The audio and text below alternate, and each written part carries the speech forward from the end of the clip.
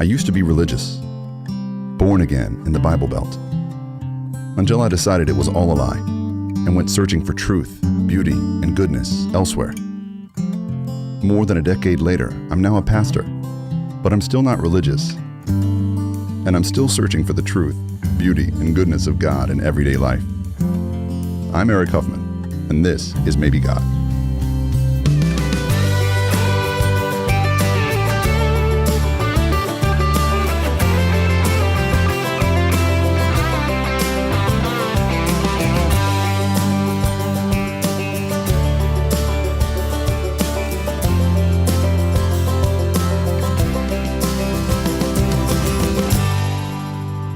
Hey there, and thanks for listening to Maybe God. On today's episode, we're going to talk about the mystery and wonder and agony of marriage, specifically as it relates to God. The truth is, I've known plenty of believers who've been miserable in marriage and gotten divorced. Meanwhile, I've known some agnostics and atheists who've managed to make their marriages work. So what difference does believing in God even make? Does faith make for more fulfilling and longer-lasting marriages? Is a godless marriage more likely to fail? I'm not 100% sure, so I wanted to sit down with some other people today who could help shed some light on these issues. To start today's episode, I couldn't think of a better guest than my co-pastor at the Story Houston, and my co-parent at the Huffman home, and my wife of almost 20 years, Geovanna. Hi. How are you, babe? I'm good. You look good. Thank you. First things first, I thought Gio and I should sit and tell you all about our perfect and flawless and steamy, super easy marriage. Gio, that's how I always talk about our marriage. Would you agree? Definitely not. Come on, baby. People are listening. Because we got married so young, and because we've always been somewhat mature for our age, people have always felt comfortable talking to us about their problems, especially their relationship issues. But it's not like our marriage has always been easy. The best advice we give couples is usually the stuff we learned by going through rough patches of our own. The first 10 years of our marriage was rife with conflict and volatility. Geovanna's from Ecuador.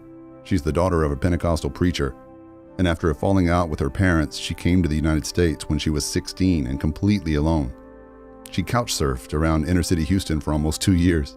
So you can imagine she was forced to grow up very quickly. I, on the other hand, come from a very sheltered childhood in rural East Texas.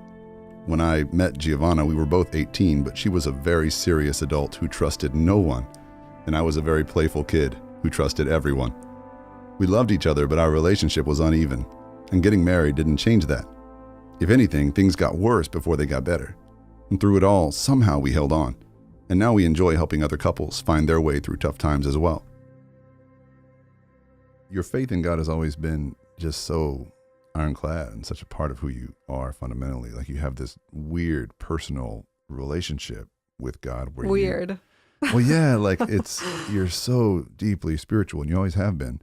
And you pray like it's a real conversation. Like you're talking and he's talking back.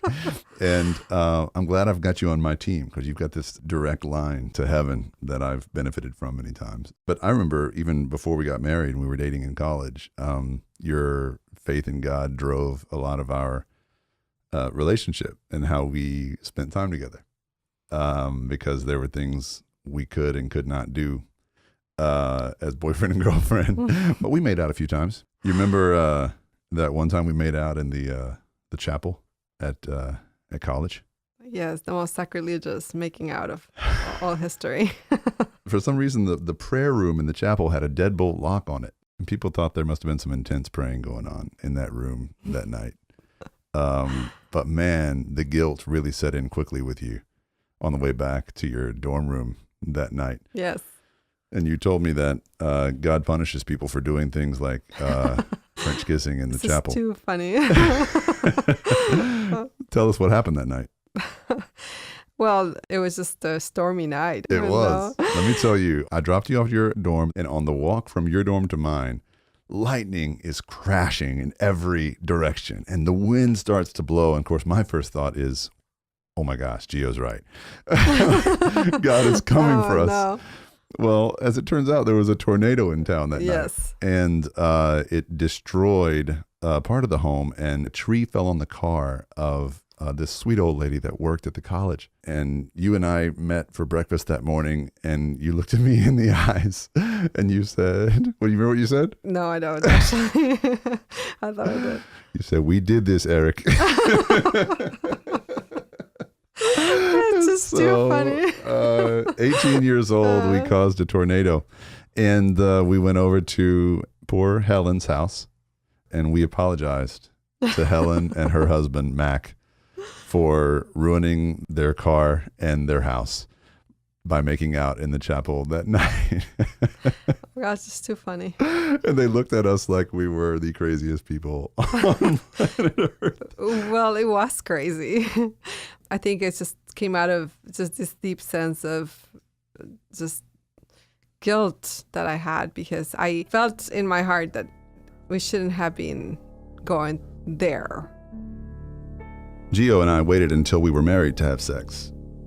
I assure you, that was her choice and not mine. And that was because of her convictions about God. The truth is, during that time, my faith was crumbling. And less than a year into our marriage, I rejected evangelical Christianity altogether, and I became an agnostic. For most of the next 10 years, I continued to work as a pastor and a church leader, but in truth, I was just a glorified community organizer with some charisma and people skills. I wasn't interested in talking about Jesus, except when I could use his teachings to support my favorite political causes. I didn't really care about teaching the Bible, except when I could use it to back up my own secular humanism. This put a huge amount of stress on our marriage because Gio's faith in God never wavered, and at times I know she felt ashamed of who her husband was becoming. You had to kind of hang on through that because your expectation was that God was giving you a man who loves God, and that's what your dream marriage looked like. So how did you hold on during all of that time? I don't view marriage as something that makes me happy all the time. I viewed marriage as my commitment to you before God. So for me, that commitment mattered so much because I wouldn't abandon you because I knew that was against the will of God. Just my respect and love and care for this God I serve it just gave me the fortitude and gave me the strength to make sure that I could go through those very difficult seasons, understanding that that was just a season. And a lot of times I think people lose hope in their marriages because they don't see it as a season of their marriage. They think that's the moment in which they have to decide if they're going to be happy for the rest of their lives or not. And opposite to that, when you see it just as a season, you understand that you have to be faithful and endure because God is greater than even the toughest challenges that come in a marriage. So I don't understand how that works, how a marriage whose foundation is not God can really survive the long term. Really? Like for you, it's just that big of a line in the sand, like without God, you don't see how marriage works at all? I mean, I hear from couples that marriage works in some situations, but these people are some of the sweetest people I've ever met, and I am not that sweet. I mean, I think you're sweet. You're getting sweeter with age. With age, probably, but I mean, you knew me when I was younger. I did. You were not as sweet. But I do think Yes. I do think that the way you look at marriage, and this is not always the way I've looked at marriage, frankly, honestly, for our listeners, like Gio and I do not see the world the same way. But you have always seen and made a connection between your love of God and your love in marriage. Like God fills your cup. I don't fill your cup. Whatever I give you is icing on the cake, to mix metaphors. Yeah. And whatever you give me is what God has already given you also. It's like the love of God is not compartmentalized yeah. From the love you have for me and our kids. And so I think most people think about their religious life over here and their married life over here, but it seems to you to be more connected. Yes, because relationships, especially relationships that are going to last a lifetime, are very volatile. you're going to go through very difficult seasons. Like, as soon as the passion is over, a lot of people feel this despair. Oh my goodness, what do I do now that we are not, into each other like we were at the beginning? Or I thought this person was going to, make me feel the same thing for the rest of my life. And that never happens. And if my hope would have been in a marriage, in our marriage and not in God, I just don't see how I could have overcome all of our trouble and fights and things. And now looking back, I see that the presence of God in all of those things. And I am even grateful for you having that season of doubt and becoming even an atheist, because your faith wouldn't be what it is now had you not gone through those things. Yeah.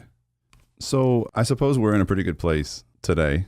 Our marriage is stronger and more fun than it's ever been. That's my opinion. Yes, You feel the it same? definitely is better. I think there's more trust Mm-hmm. and there's more, I want to say intimacy, but everybody's going to think I mean sex. Sex is a small part of intimacy, right? There's more eye contact, touch, just like togetherness. There's a real sense that we're in this together, more so than ever. Well, we feel that we are literally like one body now. I mean, we're very coordinated. We understand each other and we respect each other enough to really appreciate each other. I think the difference now is we're kind of on the same page with the whole God thing. I think that helps because we're both intent on putting God as the most important relationship and letting everything else flow from there. And I think that was an unmet expectation of yours for much of our marriage. And I think I had my own expectations of you. And I don't know why I had these expectations. It's just because the only marriage I'd ever seen up close were my mom and dad. Right. And I thought that I would be my dad and you would be my mom. And and you were nothing like my mom No. when we were dating. But I probably was the opposite. You were. Truthfully, I'm sure there's something Freudian here, but truthfully, you were more like my dad, in your personality. This and is so too much. I don't want to go down that path No, too let's far. Not go down there. But I think deep down, I thought you would, after marriage, become like my mom. I thought that's what happened when a woman got married. Like a switch went off in her head and she starts cooking and cleaning and stuff. And that never happened. Too funny. You never became that person. Actually, it's weird, kind of, over 20 years' time. You do clean a lot now and you cook a lot. So I'm just saying, watch out. God answered your prayers. He did over time. It took 20 years. You have very simple prayers. But we went through this season where I just could not believe you weren't being nice to me like my mom always is nice to me. Even when I got in trouble, my mom was always the softie, that I could go to, a soft place to land. When we fight, I used to say, what I need, what I'm lacking in my life is a soft place to fall. My mom. Yeah, I need mom.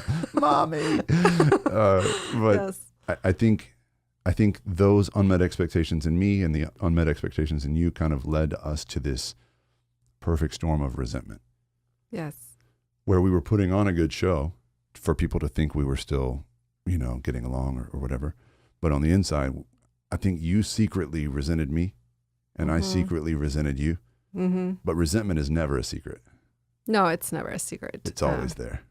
When people haven't sorted out resentment and learn how to deal with it and how to give it to God, I feel people build their marriages on a shaky foundation. So it sounds hilarious, not that you're saying it that way, but I really truly was the opposite of what you needed and wanted. But I have learned with the years that it is not all about me being the same person I've always been and defending that person. It's about me learning how to love you better. Yeah. How to care for you like you need to be cared for. And if that means that I need to essentially change and adjust who I am so that I can love you better, that's a sacrificial step to take. So yes, you're right. I mean, I cook and clean more than ever before. Do I enjoy those things? Probably not. But do I see that it is something that it's good for my family? Yes. And I enjoy it because of that reason. Because when you come home and my kids are there and we're all having this amazing time, it's all worth it. I have learned how to be more tender in my interactions with you because I really want you to be loved the way that you want to be loved. And you have made the same sacrifices for me. It's not a one-way thing. I have seen you change and adjust more to the man that I've always dreamed of, and not change essentially who you are, but make small changes that make a huge difference for me. And in the same way, I've made small changes because I know it makes a difference for you. Yeah. I think that's how you get over resentment. Yes. As you realize, first and foremost, there's things you can change. Yeah. You know It has to start from what it is that you can do better. Because when you start blaming the other person, it becomes a fight. And it has taken a lot of humility in my own heart to say, hey, how is it that you want and wish to be loved? How has God's love for you shown that to you? Because God has found me at all the stages of my life. And when I was a rebellious teenager to the time that I grew up into the woman I'm now. And throughout all of that, God has come and met me where I am and has understood me and cared for me. And I imagine that's a very sacrificial kind of love. And that is what I see now, and my eyes have been opened, that it is not all about me. It's not about how I feel. It's not about what I want all the time. At times, yes, it is. But most of the time I'm thinking, how can I really love my husband and my family and raise kids that have this beauty in their hearts, that is God's beauty in them? And that calls me to be a different person and to act differently and to adjust my moods, my behaviors, so that I can love my family with the love of God.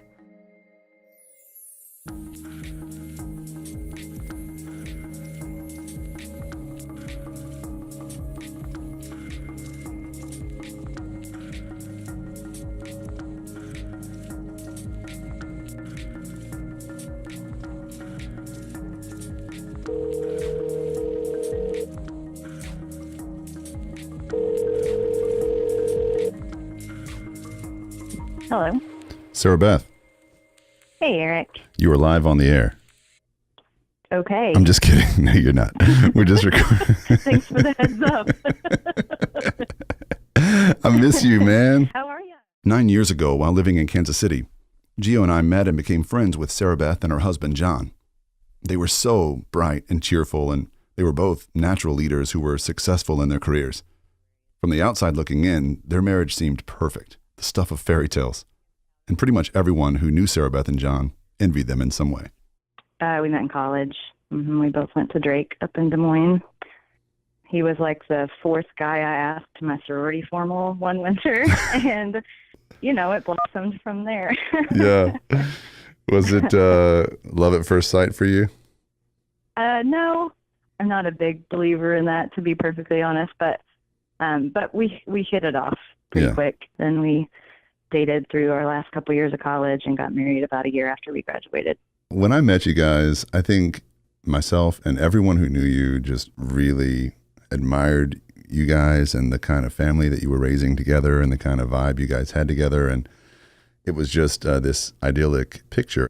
At that point, did you feel like it was as strong on the inside as it appeared to be to the rest of us on the outside? It felt the same from the inside. We had what I thought was a really great marriage. I mean, we had our moments like any humans do, but yeah, we, had just had our third kid and had struggled through all of that, dealing with newborns and just a total shift in your life when you kind of become parents.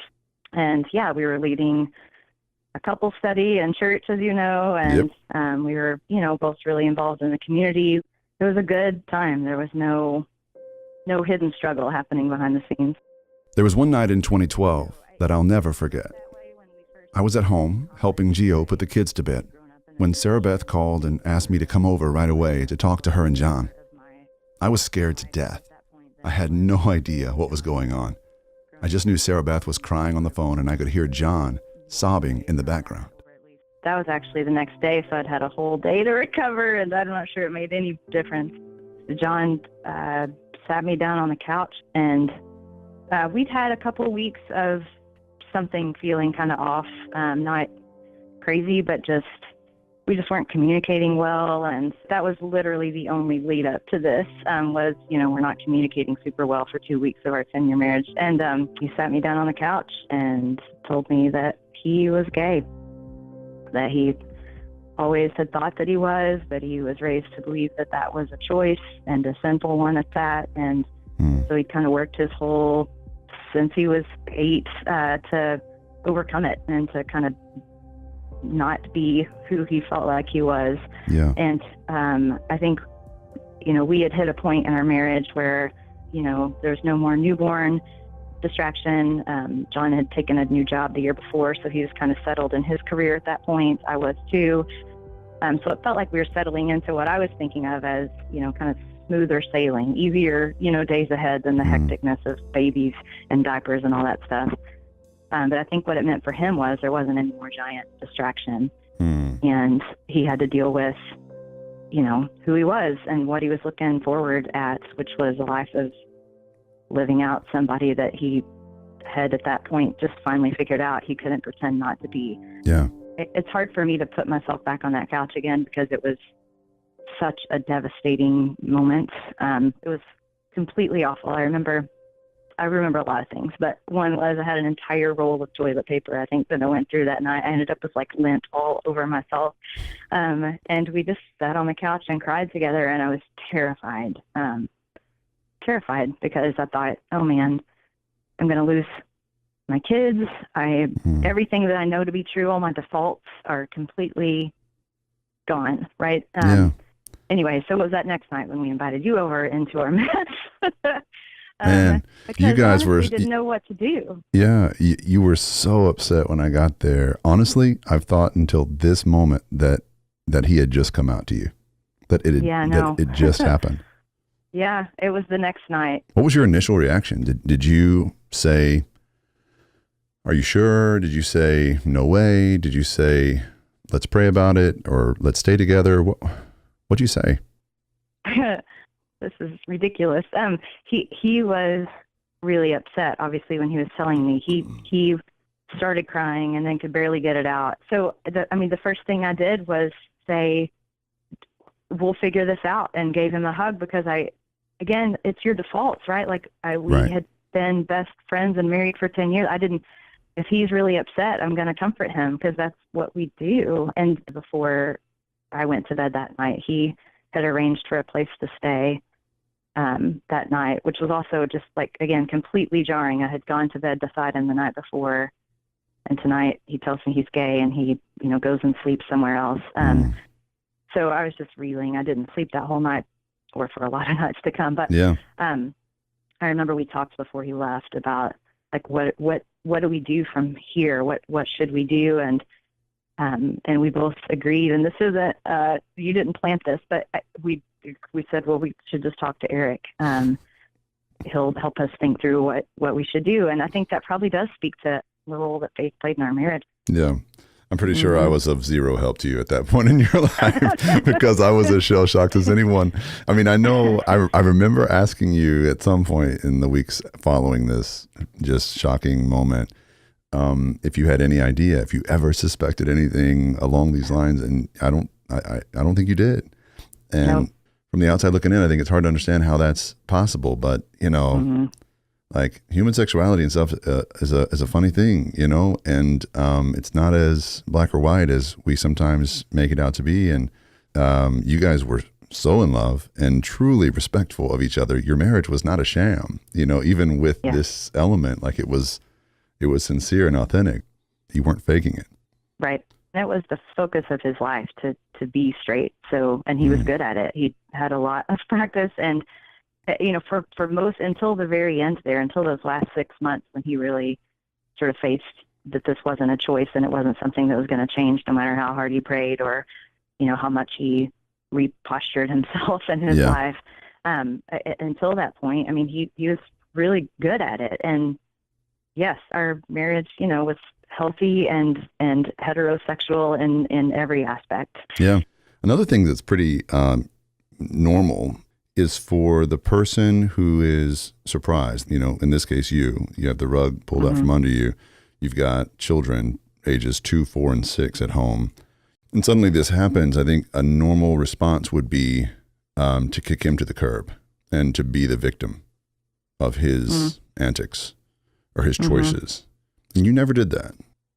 It was really important to me that we keep the kids' lives as love-filled and consistent as possible. And that doesn't really leave room for spite or hate or putting my emotions above, their real needs. So that, I think, we were both able to keep pretty central the whole time. Yeah, I wonder, going back to that season, if given a choice, if he had been down for this, would you have stayed with him? No. I mean, like within those first couple of nights, we, decided that we would get divorced because I felt very, very confident about that choice, and he did too, that to continue our marriage would be to perpetuate, this lie. To continue pretending was sort of bad on both of us. Like it was me keeping him in something that wasn't real for him, and it was obviously forcing him and to continue to pretend to be somebody that he wasn't. And so we decided pretty quickly, jointly decided that we would get divorced. And I'll be honest, it was hard because the neighborhood Bible study that we had been in for so long are these couples that we'd kind of, grown up with as married people. More than one of them, really pushed us on that. They sort of came from a more conservative set of beliefs. They pushed us on, like, you could still be married and just not have sex. And I don't know, I didn't have to think about that for very long because I just, like, that's not marriage. It's about sex anyway. It's It's about honesty. It's about being your whole selves, right? Like uniting as a better one than you could ever be separately in service to God. And I just felt like that was just not possible, because it would actually keep us, either one of us, from being able to be that.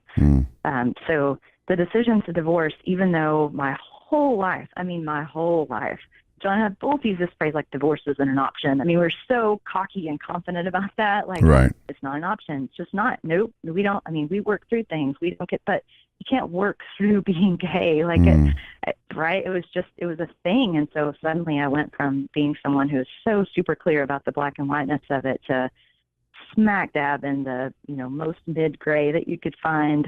But it felt right at the time. And I, continue to believe that it was the right choice for us. What did that process of having your whole earth rocked and starting over, picking up the pieces and trying to still love this person while you're also just, going through these moments of madness and anger. How did God get you through that, and what did you learn about him? Oh, man. I'm not sure that it's right, but I would say I often had the same emotions toward God during that period that I had toward John. So I spent a lot of time being just really pissed at him that I had tried so hard. I led a Bible study with this man. I did everything right. I saved myself for marriage, like just all the stuff, right? I'm like, so angry. And for what, God? For what? Just so you could, make it all false. And you knew who he was, and you didn't even warn me. And so I was mad for a long time at God, like beat on the steering wheel, scream alone in my car, sort of mad. And then, those emotions were shared with John a lot too. And he took it. I mean, he knew that was part of it. Like, if we were going to have to get through this. And right. I prayed a lot because, if I'm honest, I didn't really know what else to do. And so I tried to listen for God. I journaled a lot. I did a lot of that. I guess you haven't become an atheist, right? So you must still have a relationship with God, which is a miracle in and of itself, given everything that transpired. But how did you end up, I guess the phrase is forgiving God? I learned, and I'm probably always will be in the process of learning, he's bigger than I can imagine him to be. he's not who I thought that he was, but not because he's untrue, because I just can't get my head around all that he is. What I was so mad about is I had thought that he was, my protector. Like I tried really hard to please him, and I thought he blessed me because of that. And I think what I had to come to terms with was his blessing me really had nothing to do with my actions, which is, devastating when you grow up trying really hard to be the good girl, but so freeing when you get your arms around that, that he loved John and me exactly the same, and always had, and always will. And I think coming around to that reality that his perspective is always going to be way bigger than mine, and his role is not to make my life lovely or easy or logical, but that despite that, or maybe even better than that, he can make good from all things. And I would say in hindsight, although I would never in a million years choose to relive it or wish it on anybody else, I think I can bear better witness to God because of the devastation in my life than I could ever as a really happy married family that is, would be celebrating their 16th or 18th wedding anniversary. I think that my broken, what I would, externally, I think view as my broken life, I think bears more faithful witness to who God is than it did when it looked pretty pulled together. I'm smiling so big over here. That is so beautiful. I needed to hear that this week. So thank you. I remember you sent me an email at some point, several months after John had come out. We were in the process of the divorce, and I was upset about how quickly he was moving on. He had a new set of friends. He was going out. He was moving into his new life, being finally who he was. And I was not able to do that. I was still really devastated. And I remember you said in the email, you're going to have to seek out light in the midst of darkness. So whether that's seeing the light of God in your kids, whatever it is, you're going to have to be really purposeful about seeking out light. And you said, and someday that will even mean opening your heart up to romantic love again. And imagine myself saying that. Thinking F you, Eric. Like I am not going to seek out romantic love. You see what romantic love did to me? Like, the heck no, I'm not. And I kept it. I kept it because it was a good reminder for me of hope, and also because I had some inkling at the time, like, I hope someday I don't feel this way. I hope someday I can say, yeah, he was totally right, and prove myself wrong. But I couldn't. She did prove herself wrong. A few years after her divorce, Sara Beth married a man named Jared, who also has a son from his previous marriage. Today, it's not uncommon to find Sara Beth, Jared, John, and all 4 kids sitting around the same table having dinner together. It feels shockingly normal and exactly right. And man, we laugh all the time now about how I don't really know how families with only 2 parents do it, because like just last night we had all 3 of us on a different kid drop off and pick up, and so it's just this lovely thing where we're all kind of rallied around, loving and trying to raise these kids with adults who love them. Jared's son calls John his uncle sometimes, and it's been a really beautiful, impossible to orchestrate, but really lovely thing.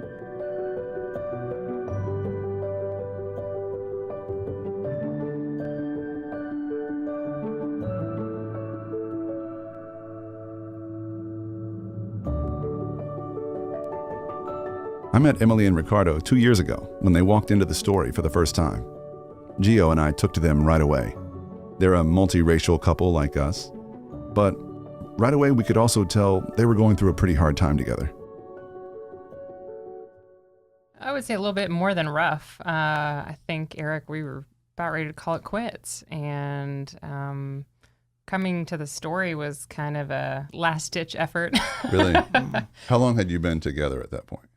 8 years. 8 years. Mm-hmm. And married? Well, we got married after 4 months of knowing each other. So the marriage thing came pretty quickly in our relationship. We decided just to go down to the courthouse. There was no witness needed in Texas, apparently. Really? Yeah. So it was just the two of us. And we got married in Deer Park, Texas. In Deer Park, Texas. You didn't tell your families or anything? Nope. Well, my family knew, not yours. Yeah. So it was literally just... Because this is the thing. I'm from Colombia. Maybe her family thought that I was getting married for the papers. Similar story here. Everybody thought Gio wanted papers in our marriage, and we had to answer all kinds of questions. They thought she was pregnant. They thought she wanted papers. You know, when you get married at 20, people have all kinds of questions. But little known fact, we also ran away and kind of eloped before our church wedding. Oh. Gio and I ran off to a courthouse in Louisiana, and it was in a bar. Oh. So the justice of the peace owned the bar. It was out in the woods, and the only witness was his wife, who was tending bar.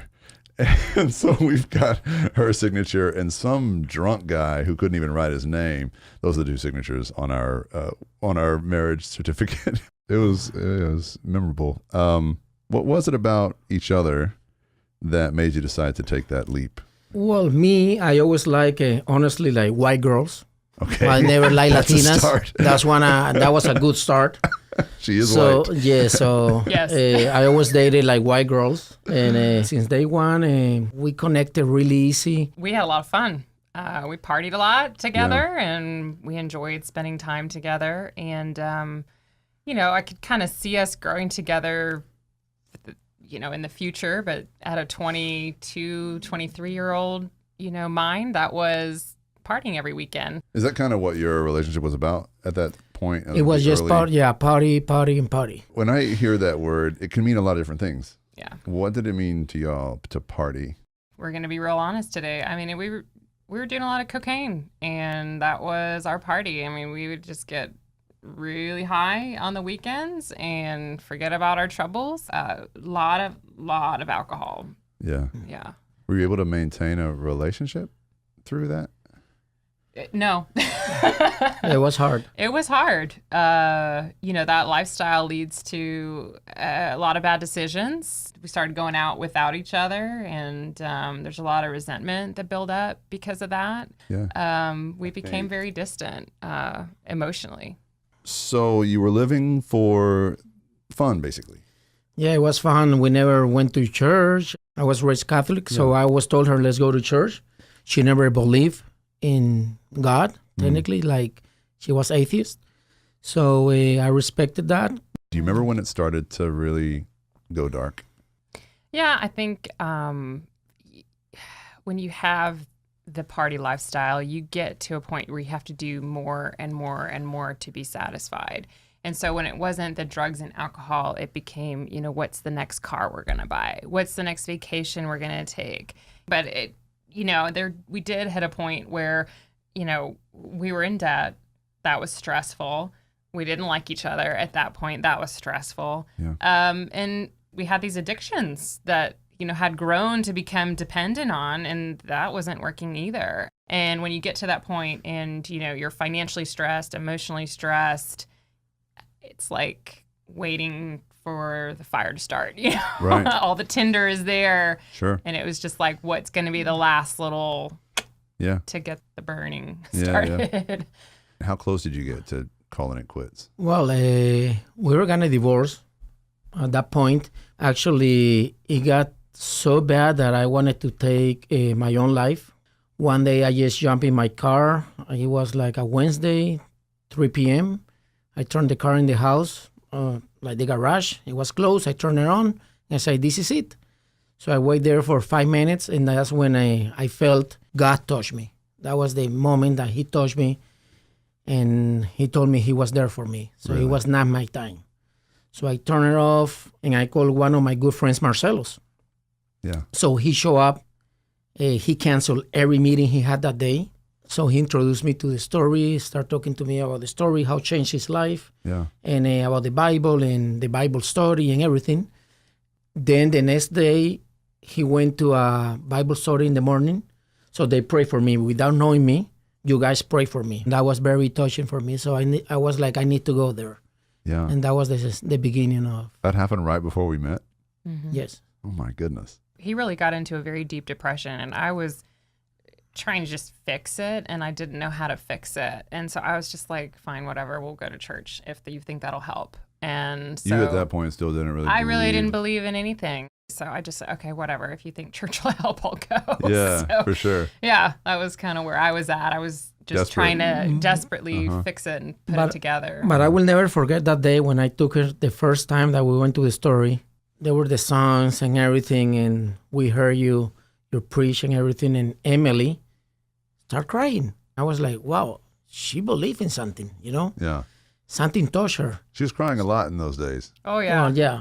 But she was crying for a different reason. Yeah. No. I mean, she was So, crying a lot at yeah. church in those days. Yeah. Yeah. So We called her Crying Emily. I mean, that was, Oh, really? that Yeah, was our really? nickname. Oh, that girl again. there she goes. Tell me Emily, what was going on with you during that time? What was moving inside of you? Why were you brought to tears in those times? I just hit a total point of, we are not alone here, and there, God is real. And through those songs at the story, and I think, through the God speaking through you, and me also trying to learn on my own, I just had an overwhelming just awe of, wow, I was really missing the mark before. Oh, yeah. Living for the emptiness was just not filling me up. Yeah. And How do you think some people do it? And I don't mean this as condescending as it might sound for a preacher to say this, but some people do have fulfilling relationships without God. Why do you think you couldn't? it's just so many other things we were trying to live for. While I don't want to say that everyone who doesn't believe in God will struggle in marriage, that's not what I'm saying.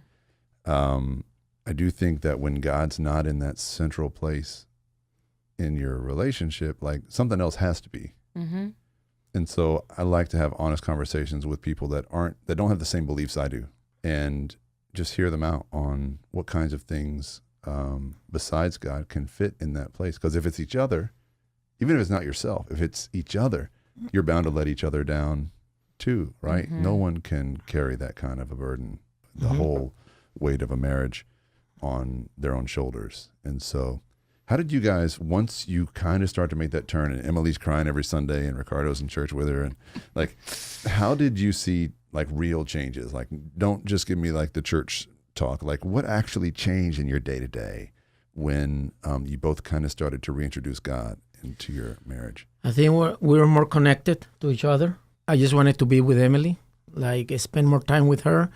Like before, I tried to be all day at work, and then I schedule like dinner meetings so I can show up home like around 9:30. Avoiding, I guess, the situation. But after that, I never schedule a dinner again. really? Like I want to be home at 5 p.m. I want to be with her. I want to enjoy my home, and my home is my palace now. It's my temple. Because something changed in you, or because you saw something change in her that you wanted to be around her more? I think me and her both. Both. Yeah. We really spent a lot of time in counseling as well, little homework assignments where we were kind of forced to spend quiet time together is where we really started connecting again and having that time with eye contact and just conversation that we were completely missing before. And I think another big part of it was we were in a small group together. I just think, that time with other couples kind of helped us connect together better as well. It's interesting. There's like all this data out there about belief and marriage. And on the surface, it looks like belief in God makes no difference in terms of how long your marriage lasts or if your marriage lasts. So the divorce rates for people that claim to be Christians and people that aren't, pretty much the same. If anything, it's slightly higher among people who claim Christianity. But for people who are deeply involved in communities of faith, So like what you're talking about, so that kind of small group involvement and regular kinds of worship practices and things like that. People that take it seriously rather than just have the label. There's a lot of Christians for whom it's just kind of a label, kind of an act, People that take it seriously, the divorce rates are like 35-40% lower than people that don't. And so it's not always necessarily just what you believe or just how you identify in terms of your faith. It's what you're doing with your faith that really makes a difference in marriage. Emily, how have you seen Ricardo change as a man over the last couple of years? This is what I love. So like the first 8 years of our marriage, I probably cooked and cleaned all the time. I don't think I ever saw Ricardo like clean a toilet or do the laundry, or even like he even said he didn't know how to like turn on the dishwasher, which I'm like finding out that maybe he did. I came for a third world country, okay? Yeah, maybe he did. We don't have those machines over there. I mean, Eric, I'm going to tell you, and probably people listening are not going to believe me, but I literally come home from work and the house is clean and like there's dinner on the table, like almost every single night. My love language is acts of service. And so I'm just like, he's filling my tank like every single day. Yeah. And I mean, it's amazing. She didn't ask for anything. Yeah. She just asked to be loved. She wanted to be loved and taken care of. Right. So now it's the way God, guide me to do what I'm doing right now. So I feel that I have to do it every day, and it's something that comes out of me naturally, and I enjoy doing it. Yeah. Gio and I were just talking about the ways that love in marriage really has to become a choice and not just a feeling. And that the feelings come and they go, right? Like you guys, when you first met, you fell in love, and that stuff was powerful. And that stuff comes and goes. And then what? And I hear you saying that with discovering God together in the last couple of years, you've discovered this kind of love that's more than a feeling. It's truly a choice. So, and it's a choice to love the other person on their terms. Yes. And for their sake. So it's not a choice to love them so they'll love you back. All right. And it's not a choice to love them so you'll look like the hero, so you'll look good. It's really just emptying yourself out because all you want to do is make this other person happy. It's magical, man. I think about it, and I never expect anything in return from her. I just did it because I wanted to do it and make her happy. Yeah. That is an unnatural, sort of otherworldly kind of love. Yeah. That's awesome. I want to thank Emily and Ricardo, Sara Beth and Geovanna for having the courage to share their very personal and sometimes very painful stories with all of us. It's really amazing to hear the difference that God can make in marriages that seem broken beyond repair. However, if you listen to Maybe God and maybe you describe yourself as an agnostic or an atheist, I really want to hear from you on this, because I'm really interested to hear how you make relationships thrive without God, especially if you're happily married, for instance. Absent your allegiance to an ultimate moral being, what goes at the center of that relationship? What goes at the center of your marriage to hold it all together? I would love to hear your ideas. So I hope you'll take the time to email me at maybegodpod@gmail.com. Thank you all so much for listening. We're going to be back next week with episode 7 of Maybe God.